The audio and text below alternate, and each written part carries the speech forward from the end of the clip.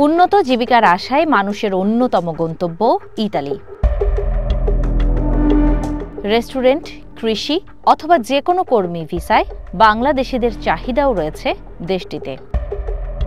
তবে অবৈধ অভিবাসন জটিলতায় ক্রমেই ভিসা পাওয়া জটিল হয়ে উঠছে ইউরোপের এই দেশটিতে। প্রতিদিনই রাজধানীর ভিসা সেন্টারে এভাবেই ঘণ্টার পর ঘণ্টা অপেক্ষা করেন ভিসা প্রত্যাশীরা। কেউ কেউ এজেন্সির মাধ্যমে মোটা অঙ্কের টাকা দিয়েছেন, কারো আবার পরিচিত মাধ্যমের কাজের অনুমোদন বা নুলাস্তা সংগ্রহ করা, কিন্তু মিলছে না ভিসা। ৩-৪ মাস পরে আর কি আপনার অ্যাপয়েন্টমেন্ট চলে আসবে। এখন প্রায় আপনার 1 বছর প্লাস, 1 বছর 6-7 মাস, হ্যাঁ 1.5 বছর হয়ে গেছে, কিন্তু আমার কোনো অ্যাপয়েন্টমেন্ট আইতেছে না। 1.5 বছরের উপরে হবে, ইমেল করে বসে আছি, বলতেছে যে আপনাদের আন্ডার প্রসেসিংয়ে আছে, এই দেশের পেপার তারা থেকে এম্বাসিতে ছাড়লেই আপনি এম্বাসির ডাক পেয়ে যাবেন।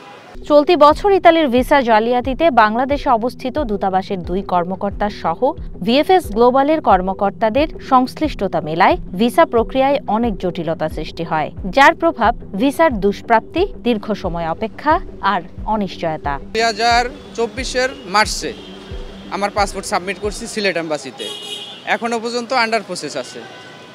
এটার কোনো সুরাহা হইতেছে না, ভিসাও দিচ্ছে না, রিজেক্টও দিচ্ছে না, যার জন্য আমি নিরুপায়, আমি কিছু করতেও পারতেছি না। আমি যে এটা এটা না হওয়ার কারণে অন্য কোথাও অ্যাপ্লাই করতে পারতেছি না, ব্যবসা বাণিজ্য কাজকর্ম কিছু করতে পারতেছি না।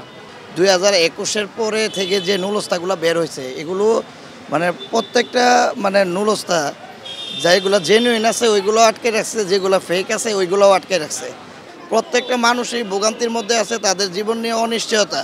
আর এখানে যারাই নুলস্তা বের করছে, নুলস্তার পারপাসে এক একজনে 20 লাখ 25 লাখ টাকা করে নিয়ে রাখছে।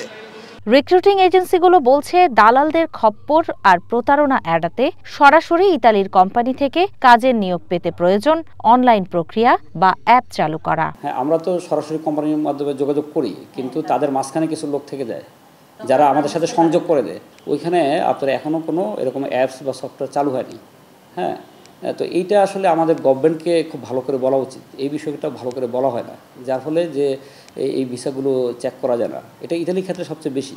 ইতালি গভর্নমেন্ট বলছে যে এত ফেক জাল তাদের নুলস্তা আছে যে এগুলো তারা চেক করার মতো ক্ষমতা রাখে না। এগুলো যদি অনলাইনের মাধ্যমে আসতো তাহলে এটা চেক করতে পারতো, একটা বারকোড সিস্টেম করতে পারতো বা একটা ওটিপি সিস্টেম করতে পারতো। উন্নত একটি দেশে একটা কাজের যোগান পেতে নানানভাবে প্রতারিত হচ্ছেন মানুষ।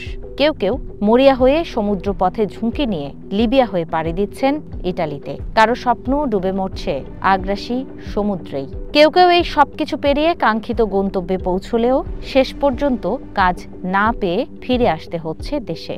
ইতালি সরকারের তথ্য মতে চলতি বছরেই অবৈধ পথে দেশটিতে প্রবেশ করেছে 18,000-এর বেশি বাংলাদেশি।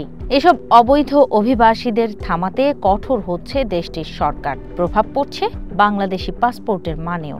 অভিবাসন বিশ্লেষকরা বলছেন, অবৈধ অভিবাসন কমাতে প্রয়োজন বৈধ পথে দক্ষ শ্রমিক নেয়ার সংখ্যা বাড়ানো। বৈধভাবে আমাদের কর্মী যেতে পারছে না, তার ফলশ্রুতিতে অনিয়মিত পন্থায় বা সাগর পথে কর্মী যাওয়া বাড়ছে। এই বছরই যেটা বললাম 18,000-এর বেশি কর্মী গিয়েছে, গত 16 বছরে সেই সংখ্যাটা প্রায় 1 লাখ।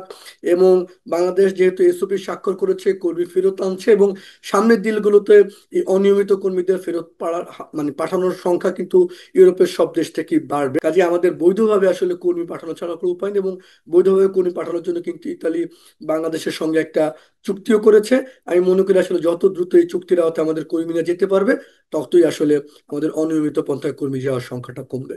ইউরোপের শ্রমবাজারে চাহিদা থাকলেও ভাষাগত দক্ষতা আর অবৈধ প্রক্রিয়া অনুসরণের কারণে বাংলাদেশিদের জন্য ক্রমেই বাজারটি সংকুচিত হয়ে আসছে বলে মত সংশ্লিষ্টদের।